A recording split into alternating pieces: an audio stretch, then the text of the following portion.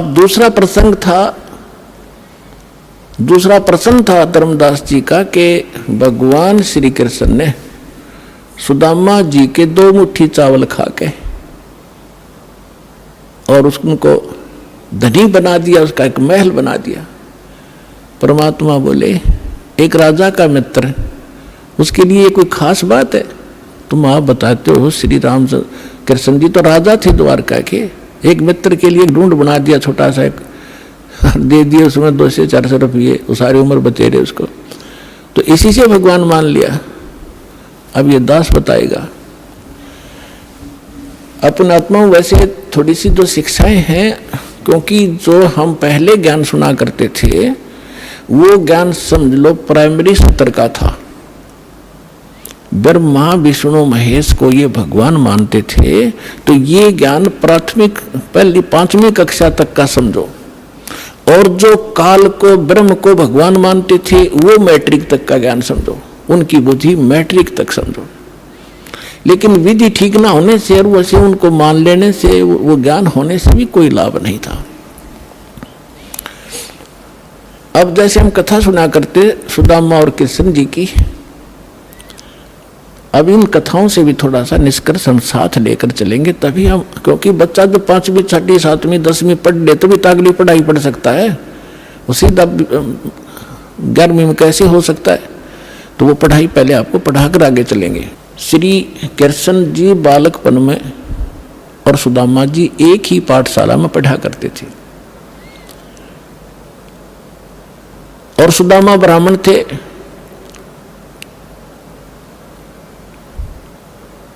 और ब्राह्मण भगवान से के ज्ञान से अवश्य परिचित होते हैं।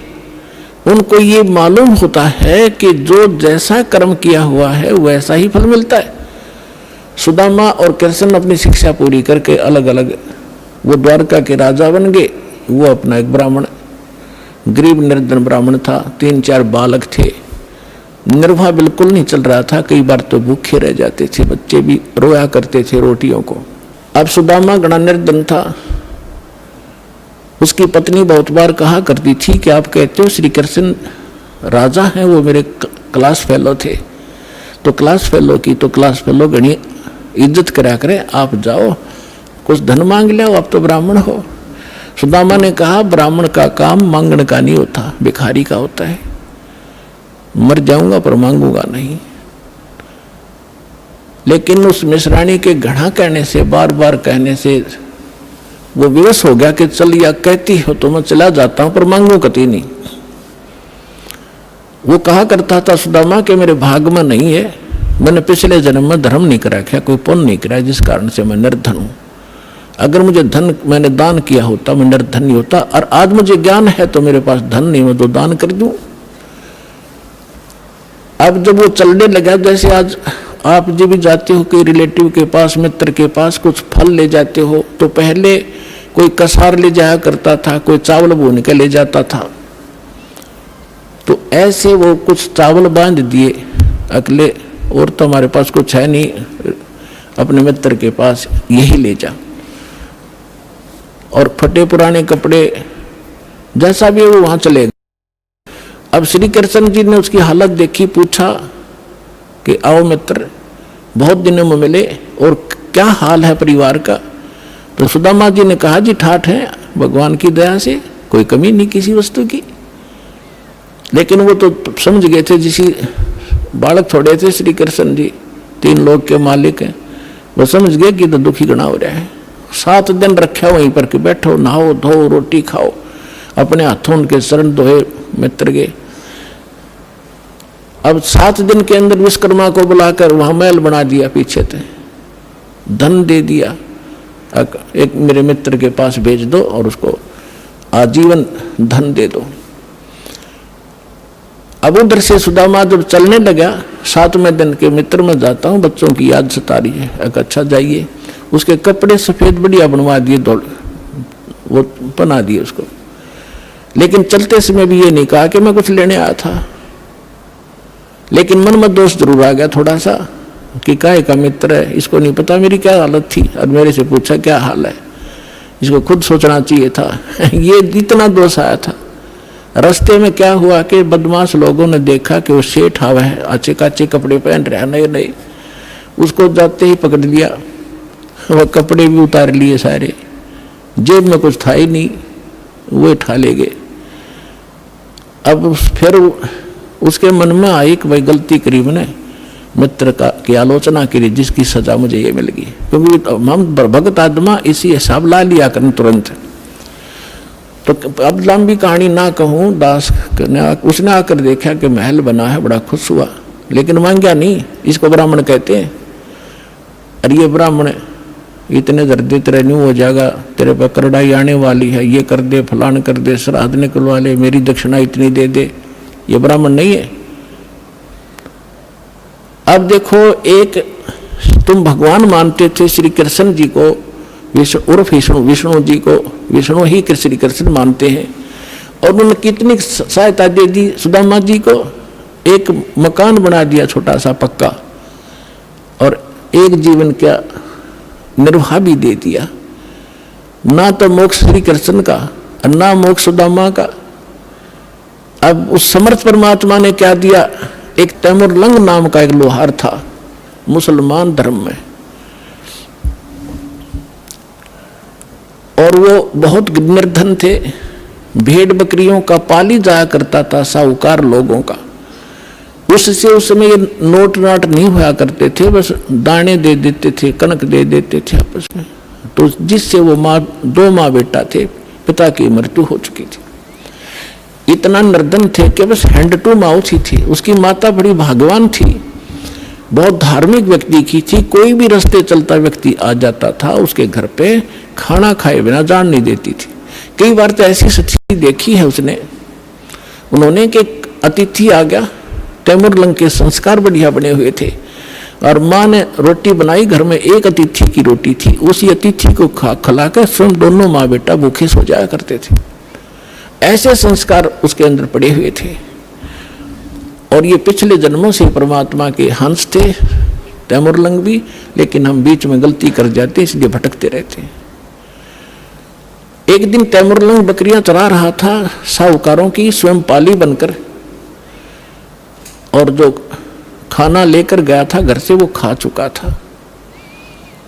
अब परमात्मा उसी समय जिंदा महात्मा का रूप बनाकर उस पाली के पास पहुंच गए। तैमुरलंग के पास वृक्ष के नीचे बैठा था, बकरियां चर रही थी, कुछ वृक्षों के नीचे बैठी थी। तो तैमुरलंग ने कहा कि महात्मा संस्कार थे माँ के कि कोई भी अतिथि मिल जाए बेटा भोजन की अवश्य प्रार्थना करना। क्या महाराज खाना खाओगे? कहाँ बेटा भूख लगी है। उसने कहा महाराज थोड़ी देर लेट आए, थोड़े से मैं भोजन खा चुका हूं और अभी मैं घर से लाऊंगा, सामने घर है, थोड़ी दूरी पे हमारा घर गांव में, और अभी लाता। मेरी माँ बहुत अच्छी है, जाते बना देगी। और ऐसे करना भगवान, मेरी बकरियों का ध्यान रखना, हम गरीब बहुत हैं, एक बकरी भी इधर उधर होगी तो मैं पूरी नहीं कर पाऊंगा धनी की, मुझे बहुत दुख होगा। परमात्मा बोले बेटा चिंता ना करें, मैं खूब रखवाल करूंगा। वो घर गया, माँ से प्रार्थना की कि ऐसे ऐसे राह चलता संत है, भूखा है। माँ ने जब घर में इतना आटा था केवल 2 रोटी बनाई, 2 ही रोटी बनी, दोनों रोटी बना के लेकर आएगी।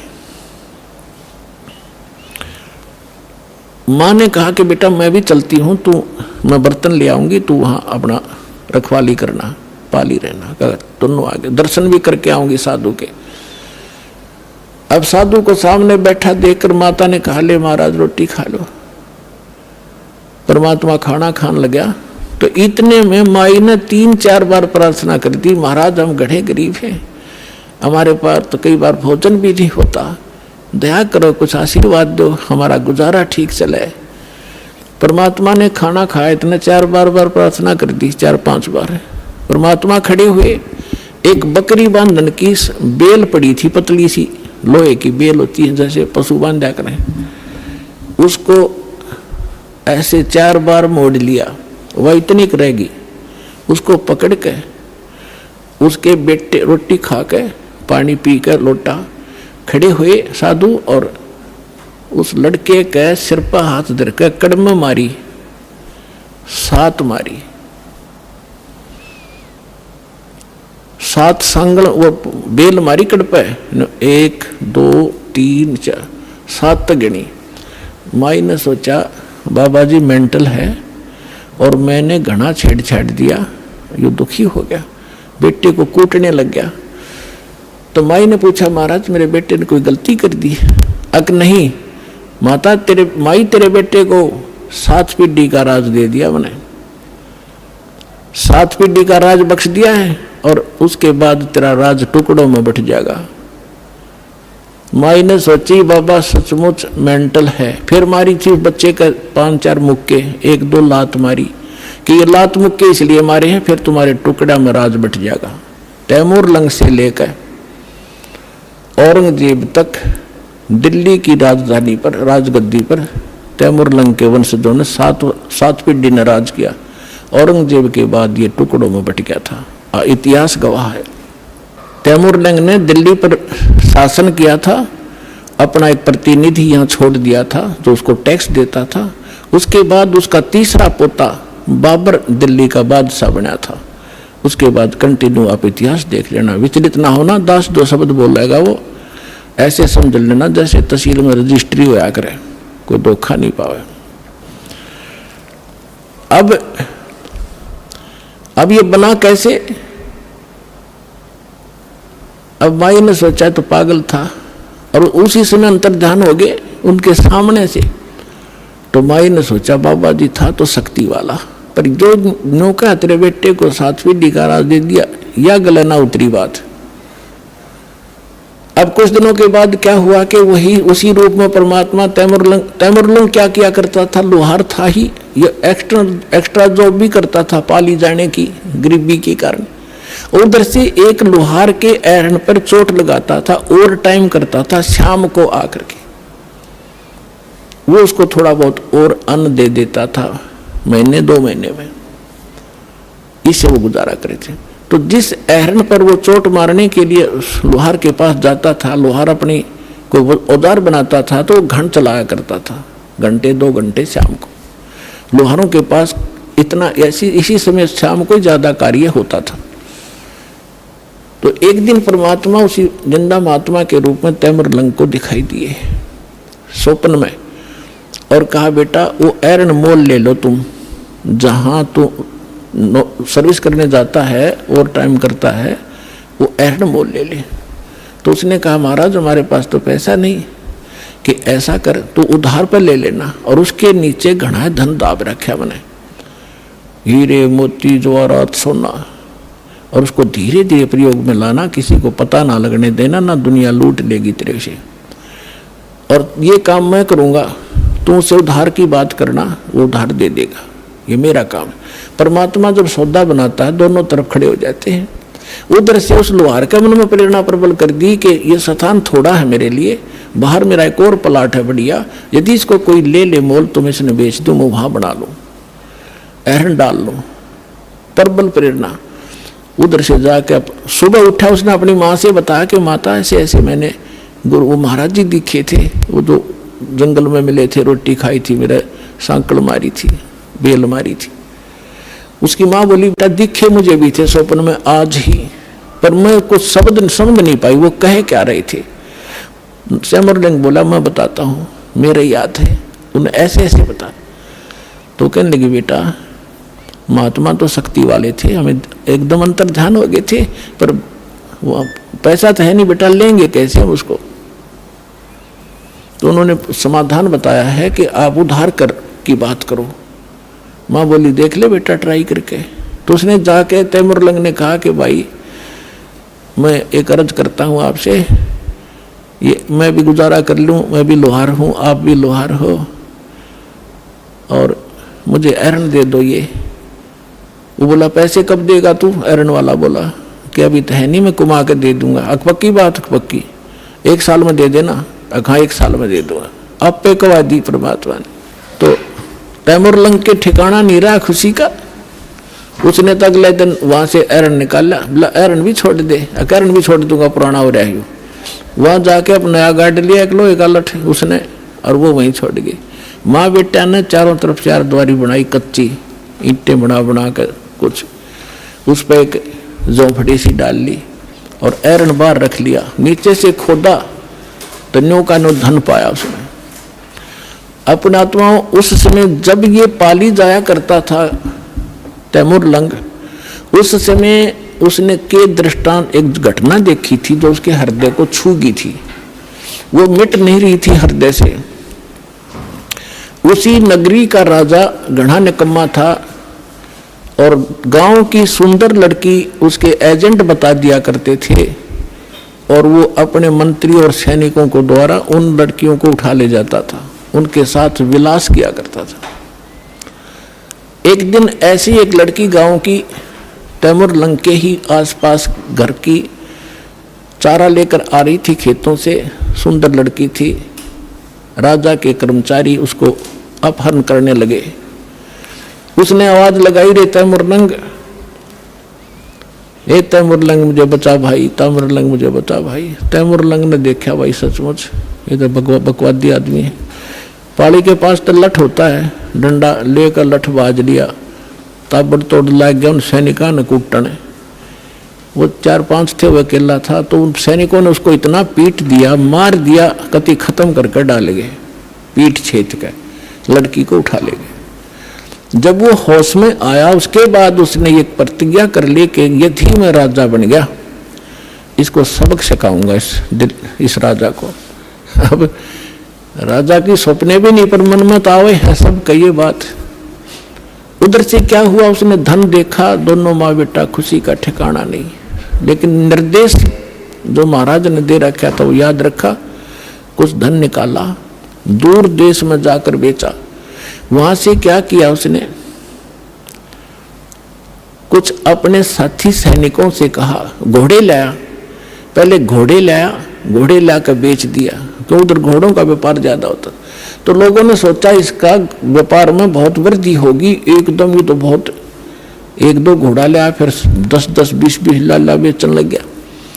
उधर से उसने क्या किया, अपने आसपास के जवान लड़कों से कहा कि भाई देखो ये राजा बहुत निकम्मा है, ये अपनी बहन बेटियों के साथ ऐसे करता है, ये टैक्स भी बहुत लेता है, मैं राजा बनूंगा और मैं सबको टैक्स फ्री कर दूंगा, बहुत जायज टैक्स लिया करूंगा और सेठों से लिया करूंगा, गरीबों से नहीं लूंगा, ये आगा पीछा नहीं देखते, और आप मेरे सैनिक बनो, मैं तुम्हें मेहनताना दूंगा।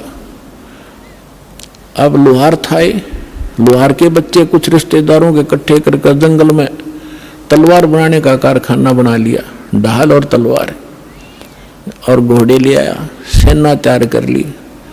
कुछ दिनों के बाद उस राजा पर आक्रमण कर दिया। भगवान की रजा होती है, वचन फलता है भगवान का जो निर्धारित होता है। सुबह सुबह जाकर चारों तरफ से किला घेर लिया उस राजा का और कहा कि या तो सरेंडर कर दे ना युद्ध के लिए तैयार हो जा। अब राजा ने कहा कि सैनिकों, वजीर देखो क्या है, क्या हो गया। वजीर ने ऊपर चढ़ के किले पर देखा कि बाहर इतनी सेना खड़ी है राजन, अपना सरेंडर करने में हित है। 500-400 सैनिक थे, दिखे 5000। परमात्मा की रजा, समर्पण कर दिया राजा ने, सरेंडर कर दिया, वो राज प्राप्त किया। और उसको कहा कि आज मैं अगर परमात्मा से न डरने वाला होता, ये मुझे याद आया उसने कि मेरे को किसी संत ने आशीर्वाद दे रखा है, तुझे मारूंगा नहीं, तू नगरी छोड़ जा और यह यहाँ एक सिंपल मैन की तरह रह, अपना गुजारा कर, रोटी बना रखा, नहीं तुझे भाग जाए से।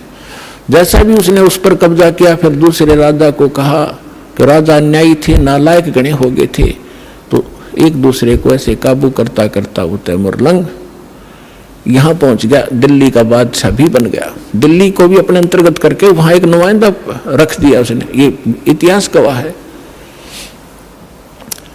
तो तैमूर लंग ने जब ये शासन सारा पा लिया तो परमात्मा फिर मिले हैं। ऐसे शिकार में वो गया हुआ था, कहने लगा रहा निकम्मी आत्मा।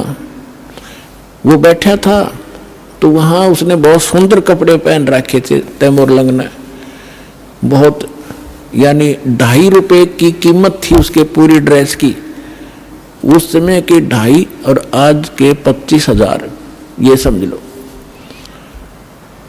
तो परमात्मा वहां खड़े थे उनका वहां खाना खुना सैनिकों का हो रहा था, शिकार के लिए राजा गया हुआ था, वहां बैठा था।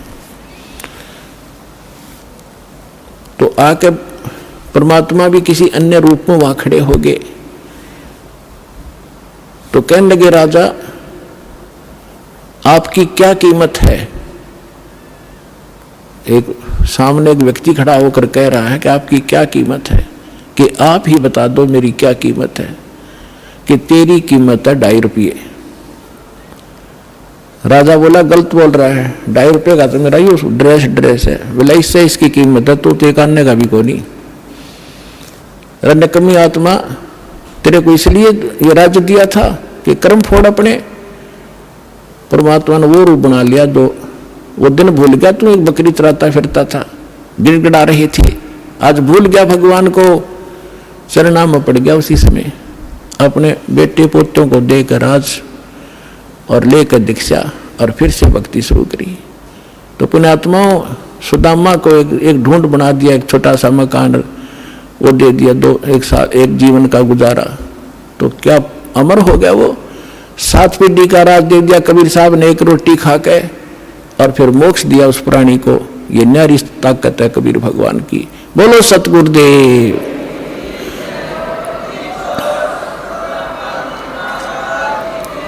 समर्थ का शरणाग हो, रंग होरी हो, कदे न हो एकाज राम रंग होरी हो।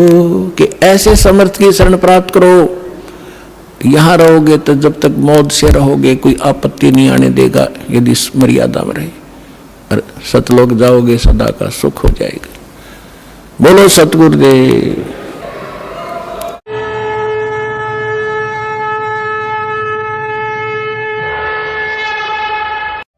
हमसे जुड़े रहने के लिए हमारे YouTube चैनल को सब्सक्राइब करें और नई वीडियो की नोटिफिकेशन के लिए बेल आइकॉन को दबाएं। अगर आप ये वीडियो Facebook पर देख रहे हैं तो लाइक जरूर करें और ज्यादा से ज्यादा शेयर करें। धन्यवाद।